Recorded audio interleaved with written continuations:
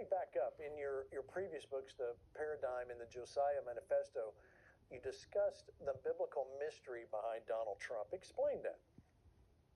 Yeah, there is so much to this, Gene, and that is that what I wrote about in The Paradigm was the prototype of Jehu. Donald Trump, and it's not that he's trying to do this or meaning to do this, but Donald Trump is actually following this prototype of the King Jehu. Now, Jehu was wild. He was unpredictable. He was people were afraid of him.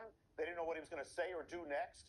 And Jehu was yet called by God, and he wasn't a politician. He was a fighter. And Jehu makes a covenant, an alliance with the religious conservatives of the land, just as Donald Trump did. Jehu was prophesied over before his rise, so was Donald Trump. Jehu starts this race to the throne, and the watchman who sees him driving says it looks like Jehu because he's driving like he's crazy, like he's a madman. Well, everybody thought that with Donald Trump, but Jehu had an agenda. The agenda to the capital city was to drain the swamp. And so Donald Trump, same thing.